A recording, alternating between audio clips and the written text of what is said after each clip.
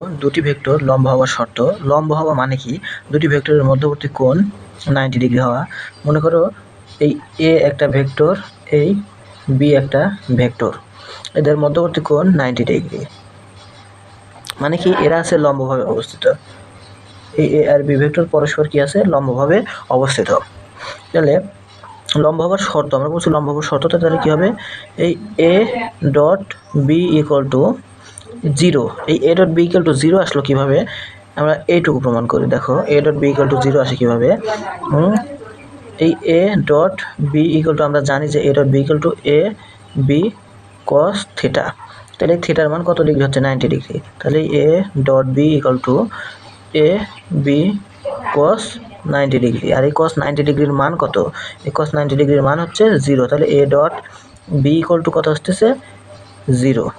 এই জন্য আমরা বলছি যে এই এ ডট, এটা হচ্ছে ভেক্টর চিহ্ন হবে, বি ইকুয়াল টু 0। এটা হচ্ছে সূত্র, মেইন সূত্র। আসো একটা উদাহরণ দিই। এত 5i A vector equal to নিচ্ছি 5i plus 2 J cap minus 2 কে ক্যাপ।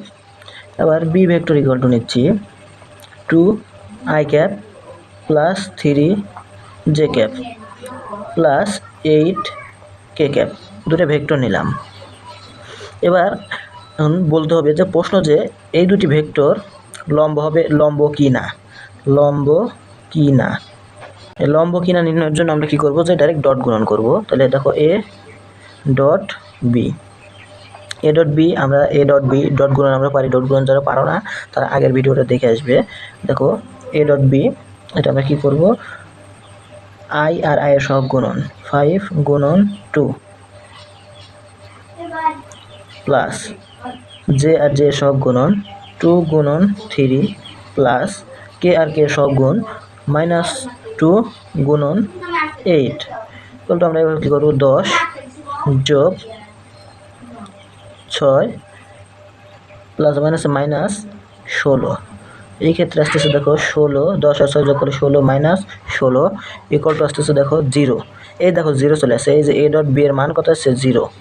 অতএব কি আমরা বলতে পারি? দেখো A dot B equal to, আমরা শিখছি যে 0 হলে ভেক্টর দুটি লম্ব হবে। তাহলে এখন আমরা নিঃসন্দেহে বলতে পারতেছি যে ভেক্টর দুটি লম্ব।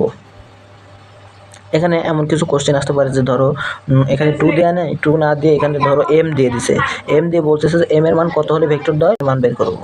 দেখো যদি ওইভাবে বলে, আমি এই শর্টকাটে একটু করে দিচ্ছি। দেখো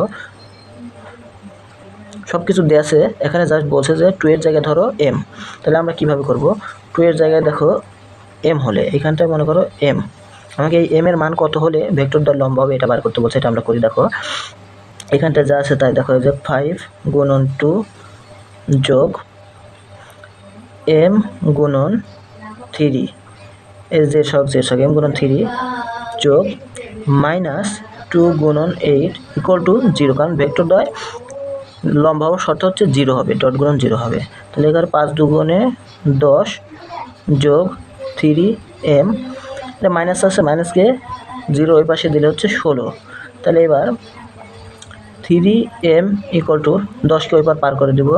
10কে ওই পার করে দিলে আসতেছে হচ্ছে 16 মাইনাস 10 6। তাহলে এম এর মান আসতেছে কত? 6/3 ইকুয়াল টু কত আসতেছে? 2। এম এর মান 2 হলে ভেক্টর দ্বয় কি আসতেছে? লম্ব হবে। সোজা উত্তর। যে ধরনের ম্যাথে আসি আমরা শুধুমাত্র এই একটা নিয়ম জানলেই হবে, আমরা এই এক নিয়মে সরাসরি উত্তর লিখে দেবো।